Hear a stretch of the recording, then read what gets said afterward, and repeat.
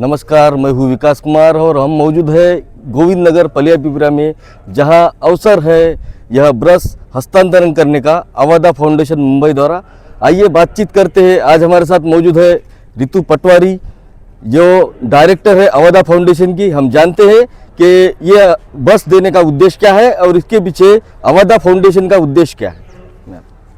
Avaada foundation मुख्यतः शिक्षा, सशक्तिकरण, स्वास्थ्य एवं पर्यावरण के क्षेत्र में काम करता है, लेकिन हमारे चेयरमैन मिस्टर विनीत मित्तल का मानना है कि एक शिक्षित समाज से ही एक सुदृढ़ राष्ट्र का निर्माण होता है। इसलिए हम शिक्षा के क्षेत्र में प्रमुखता से काम करते हैं और जिनमें स्कूल रेनोवेशन, क्वालिटी एजुकेशन की व्यवस्था करना, संस्कार निर्माण और स्कूलों को स्मार्ट बोर्ड प्रदान करना इत्यादि शामिल है। और बस देने के पीछे हमारी एक ये मंशा है कि अभी स्कूल में जो है 24 गांवों से बच्चे आते हैं। स्कूल बहुत अच्छा है, शिक्षा भी क्वालिटी की है यहाँ पर, और तरह तरह के गतिविधियों के द्वारा बच्चों को शिक्षा प्रदान की जाती है। लेकिन बच्चों को आने जाने में दिक्कत हो रही थी, गांव दूर थे और इसलिए एक बस की आवश्यकता अनुभव हो रही थी। तो अवादा फाउंडेशन ने इस बस को प्रदान किया कि जिससे ज़्यादा से ज़्यादा बच्चे शिक्षित हो सकें, उनकी शिक्षा की राह में जो बाधाएं आ रही हैं उसको हम दूर कर सकें। हमने पूर्व में भी इस साल के प्रारंभ में बैतुल में और डोंगला में 2 बसें प्रदान की थी। कल रायसन में 1 बस दी है, आज यहाँ पर दी है बनखुंडी में, और अगले महीने हम होशंगाबाद में देने वाले हैं, और उसके नेक्स्ट मंथ जो है हम देहरादून उत्तराखंड में बस देने वाले हैं। अवादा फाउंडेशन हर संभव प्रयास कर रही है कि बच्चों को, हर किसी को उचित शिक्षा मिल सके, अच्छी शिक्षा मिल सके। उसके लिए हमने जो है डोंगला में, मध्य प्रदेश के उज्जैन में डोंगला में, जहाँ से अभी कर्क रेखा गुजर रही है, वहाँ पर तारामंडल का भी निर्माण किया है। हजारों की संख्या में रिसर्चर्स, स्टूडेंट्स और साइंटिस्ट और पेरेंट्स जो है वहाँ पर पहुँच रहे हैं डेली बेसिस पे, और खगोल, नक्षत्र, विज्ञान, तकनीक आदि के बारे में जानकारी ले रहे हैं। मैडम, आपने जैसे बताया कि अवादा फाउंडेशन जो है विविध क्षेत्रों में काम करता है। हाँ। तो शिक्षा क्षेत्र में मुख्य रूप से ग्रामीण क्षेत्र में ही आप इस तरह का CSR के अंतर्गत कुछ सहयोग करते हैं? नहीं, हम अर्बन क्षेत्रों में भी काम कर रहे हैं। मुख्यतः तो हम ग्रामीण में करते हैं, जो बहुत ज़्यादा पिछड़े क्षेत्र, जैसे सोनभद्र के आदिवासी इलाकों में हम काम कर रहे हैं। वहाँ पर अगर हम कहें तो वो क्षेत्र जो है अभी भी बहुत ज़्यादा पिछड़ा है। अगर हम कहें तो 10 साल पिछड़ा है पीछे। तो हम उन लोगों को मुख्य धारा से जोड़ने का प्रयास कर रहे हैं, जो कि बहुत ज़्यादा पीछे हैं। अभी अगर आपके मध्य प्रदेश के आगर मालवा का क्षेत्र का अगर हम बात करें तो आगर के हमारे 2-3 गाँवों में जहाँ काम चल रहा है बहुत ज़्यादा पिछड़ा है। तो हमने स्कूल का में रेनोवेशन कराया है, वहाँ पर फर्नीचर दिया है, पानी की व्यवस्था की है, टॉयलेट की व्यवस्था की है, और फिर खाली स्कूल में टीचर्स का अपॉइंटमेंट किया। लेकिन खाली स्कूल में व्यवस्था करने से हमको लगा कि नहीं होगा, क्योंकि बच्चों का लर्निंग लेवल भी बहुत ज़्यादा कम था। तो शाम के समय हम बच्चों को ट्यूशन भी पढ़ाते हैं, और सब्जेक्ट स्पेसिफिक बहुत अच्छे टीचर्स हमने उसके लिए अपॉइंट किए हुए हैं। टीचर्स को ट्रेन किया है जो खेल खेल में बच्चों को सिखाते हैं। बहुत स्पोर्ट्स प्रोग्राम हमने करवाए हैं आगर के गाँवों में। और उसके अलावा जो है हम computer and training coding centres भी चलाते हैं, जिसमें बच्चों को 6 साल का जो है करिकुलम जो है वो 6 महीने में ही हमने ऐसा विकसित किया है कि बच्चों को आ जाता है। और हम जो उनको स्कॉलरशिप भी दे रहे हैं ITI के लिए, आगे जो बच्चे आगे पढ़ना चाहते हैं उनको भी स्कॉलरशिप्स दे रहे हैं। महिलाओं के उत्थान के लिए उनको शर्ट स्टिचिंग ट्रेनिंग दे रहे हैं। इंडस्ट्रियल मशीन दिया है हमने 40 दी हुई है। तो हर संभव ये प्रयास कर रहे हैं कि समाज के प्रत्येक व्यक्ति तक जो है हमारी सुविधा पहुंचे। इवन जो डेस्टिट्यूट होते हैं, जिनके बारे में कोई नहीं बात कर रहा है, जो विधवाएं हैं, जिनका गांव में कोई भी नहीं है और वो किसी तरह से अपना जीवन काट रहे हैं, उनको भी हमने आइडेंटिफाई करके जो है प्रत्येक गांव में 35 से 40 व्यक्ति ऐसे होते हैं कि जिनका कोई नहीं है। तो उनको हर महीने चुपचाप राशन पहुंचाना, उनकी दवाइयाँ पहुंचाना, उनके डेली काम का बर्तन वगैरह जो है, कपड़े वगैरह वो पहुंचाना हमारी टीम चुपचाप कर देती है, जिससे कि वो एक सम्मानपूर्वक अपना जीवन जी सके। जैसा कि आपने बताया कि मध्य प्रदेश में अनेक स्थानों पर आप बस देने जा रही है, खासकर स्कूल में। हाँ। तो ये स्कूल का चयन की प्रक्रिया किस प्रकार से है? मतलब गोविंद नगर बनखेड़ी ही स्कूल आज आपने क्यों चुना? अच्छा देखिए स्कूल का इंफ्रास्ट्रक्चर बहुत अच्छा है, स्टूडेंट्स बहुत अच्छे हैं, टीचर्स भी बहुत अच्छे हैं। हमारी टीम गांव-गांव में जाती है और पता लगाती है। तो एक तो हमको दो कैटेगरी की चीज़ें स्कूल्स मिलते हैं। एक स्कूल जहां पर एकदम ही इंफ्रास्ट्रक्चर का अभाव होता है, हम उनके में भी काम करते हैं, और एक ऐसी कैटेगरी के स्कूल्स मिलते हैं जहां इंफ्रास्ट्रक्चर अच्छे हैं, टीचर्स अच्छे हैं, और लेकिन थोड़ी सी कमी होती है, छोटी मोटी कमी होती है। तो हम टीचर से, अभिभावकों से, स्टूडेंट से बात करके देखते हैं कि हम उस कमी को कैसे दूर कर सके और छात्र जो है अच्छी से अच्छी शिक्षा प्राप्त कर सके। तो जब इन विद्यालयों में हमको पता चला कि खाली एक बस देने से कई बच्चे ड्रॉप आउट हम रोक सकते हैं, तो हमने फिर यहाँ पर बस देने का निर्णय लिया। जी हाँ, भाऊसाहेब भुसकुटे स्मृति लोकन्यास एक मध्य प्रदेश का अग्रणी सामाजिक संस्थान है। तो इस संस्थान के साथ जुड़ के आज आपको कैसा महसूस हुआ?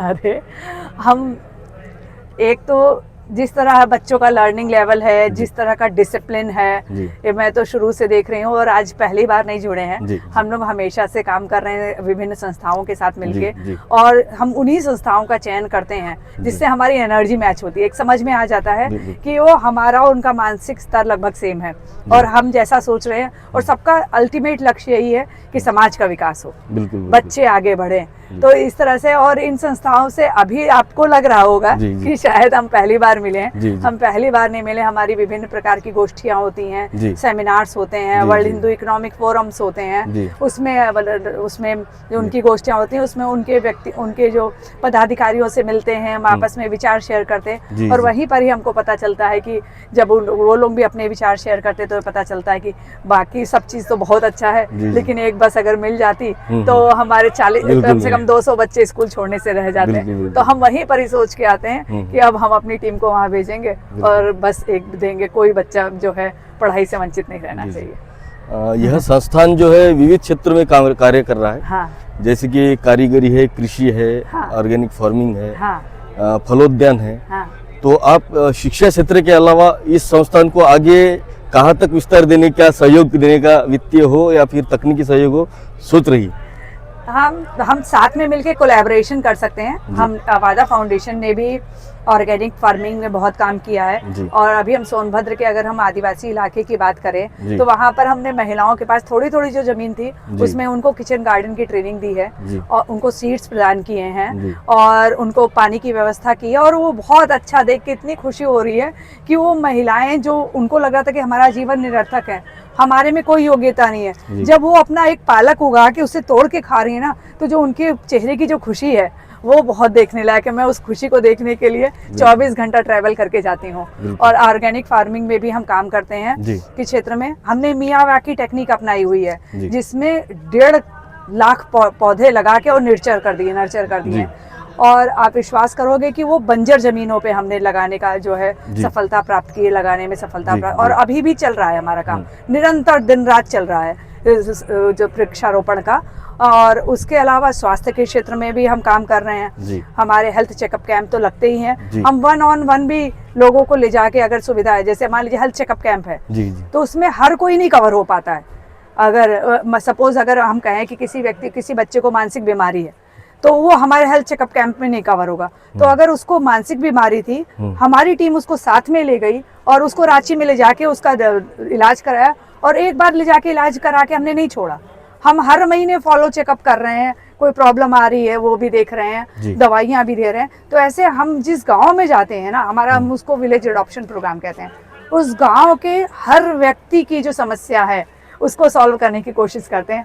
मैं अपनी टीम को यही कहती हूँ कि इस गांव को आपने गोद ले लिया, इस गांव में अब कोई व्यक्ति जो है वो परेशान नहीं रहना चाहिए, हर कोई आगे बढ़ना चाहिए। आपको दिशा दिखानी, आप और कुछ नहीं तो अपनी एक अच्छी सी सलाह दीजिए, जिससे कि वो उस व्यक्ति की निराशा दूर हो और वो चाहे कि हम करें। बस आपको उनकी शक्ति जागृत करनी है, हर व्यक्ति में शक्ति है। बिल्कुल। और हम उसमें सफल हो पा रहे हैं। जी। पटवारी मैम जो है 24/7 आवर्स काम करती है। ऐसा नहीं है। माननीय मित्तल साहब जी के नेतृत्व में 19 राज्यों में अवादा फाउंडेशन का विस्तार किया है। भारत में अन्य स्थान पर कहाँ तक जाने की आपकी योजना है? सभी राज्यों में। अभी जो राज्य जो हमसे छूटे हैं वो ऐसा नहीं कि छूटे हैं, हम धीरे धीरे निकल रहे हैं। मतलब उन राज्यों में इतना विस्तृत काम नहीं हो रहा है, लेकिन हो रहा है। अगर हम कहें तो अरुणाचल प्रदेश के तवांग में अभी हम वहाँ पर बिजली की बहुत कमी थी, तो हमने अब वहाँ पर 25 kV का जो है सोलर पैनल लगाया है और प्रत्येक गाँव में बिजली पहुँचाई है। प्रत्येक गांव के प्रत्येक व्यक्ति को तवांग में जो है वो बिजली का पहुंचाया है। तो अगर हम कहें तो ज़्यादातर हमने राज्य कवर किया ऐसा नहीं है, लेकिन विस्तृत काम जो है वो 19 राज्यों में चला। जैसे कश्मीर के कठुआ में अभी हमने हेल्थ डिपार्टमेंट को जो है मशीन दी है, ब्लड प्रेशर मॉनिटर मशीन दी है, 2 जो है एम्बुलेंस दी है जो कि मॉर्चरी वैन के रूप में भी काम आएगी। तो ऐसा नहीं है कि हम नहीं कर रहे हैं, जहां जरूरत है वहां पर कर रहे हैं, लेकिन ईश्वर से प्रार्थना है और आशा है कि हम आगे भी और काम करेंगे और तेज गति से काम करेंगे। और हम इस सब में हमने एक नया इनिशिएटिव शुरू किया है कि instead of building a corporate team, हम क्या कर रहे हैं, गांव के बच्चों को एम्पावर कर रहे हैं और गांव के बच्चों को ही जो है हम जो है रोजगार दे रहे हैं। तो इस चक्कर में जो है मेरा काम थोड़ा स्पीड कम ले रहा है, क्योंकि बच्चों को ट्रेन करना पड़ रहा है, लेकिन इतना संतोष हो रहा है कि जिस तरह से वो बच्चे भी काम कर रहे हैं। और एक ये संतोष हो रहा है कि एक अलग क्षेत्र हमने चुन लिया। कारपोरेट अगर हम लेते बच्चों को, तो वो तो कहीं ना कहीं, जब मैंने अपने चेयरमैन को बताया कि हम ये करें, उन्होंने पूछा तुम्हारी टीम में कितने लोग हैं, मैंने कहा टीम में जितने लोग हैं उसके अलावा आप पूछिए कितने लोग हैं। गांव के 50 लोगों को हमने जॉब दे दिया है।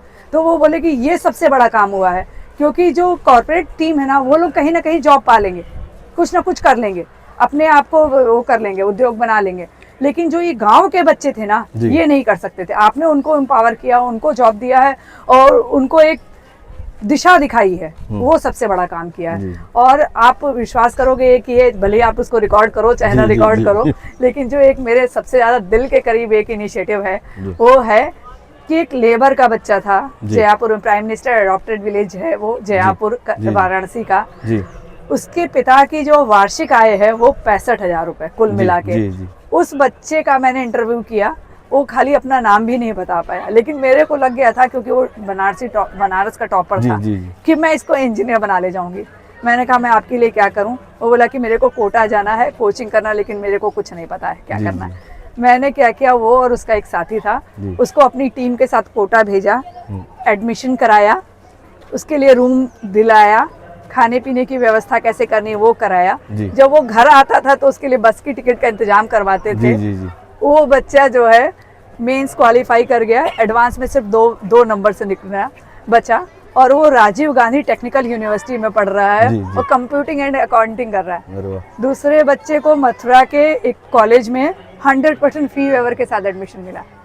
और आप ये कह रहे हो, जब मैं ये कहती हूँ कि खाली हमने 2 बच्चों को नहीं इंजीनियर बनाया, गाँव के जो बच्चे कभी आगे बढ़ने का सोच नहीं रहे थे ना, आज पूरा का पूरा गांव ये सोच रहा है कि दिव्यकरण जब बन जाएगा इंजीनियर तो हम क्यों नहीं बन पाएंगे।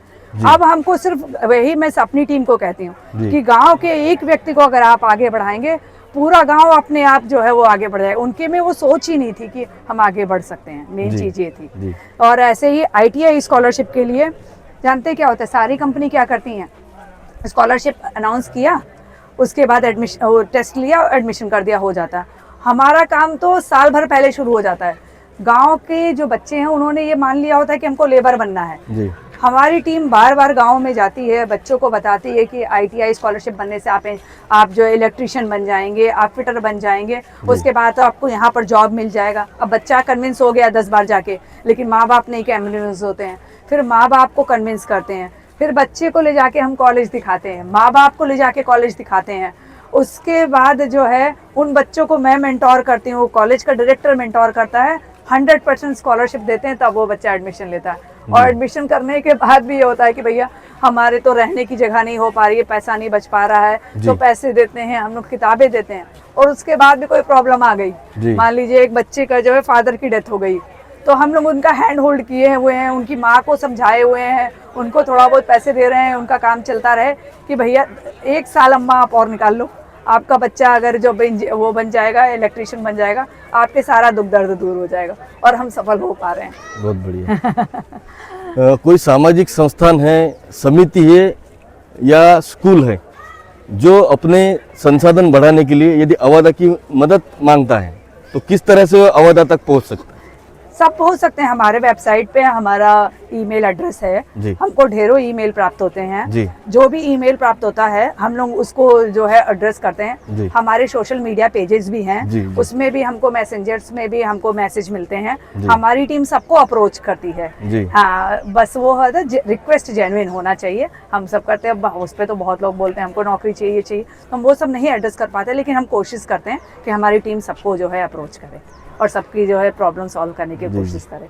बहुत बहुत धन्यवाद मैडम। हम उम्मीद करते हैं कि नर्मदापुरम के क्षेत्र में अवधा फाउंडेशन कृषि हो, कारीगरी क्षेत्र हो या फिर पर्यावरण के क्षेत्रों में आगे भी समन्वय के साथ आगे बढ़ते हुए कार्य करते रहेंगे।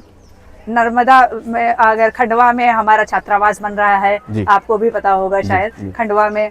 और जो नर्मदा की परिक्रमा करने के लिए जो यात्री आते हैं, जो धार्मिक जन आते हैं, तो उनको रहने की व्यवस्था नहीं थी, तो जी। रहने के लिए हम लोग 5 कमरे का निर्माण भी करा रहे हैं वहाँ पर बहुत बहुत खंडवा में, मध्य प्रदेश के खंडवा में। बहुत धन्यवाद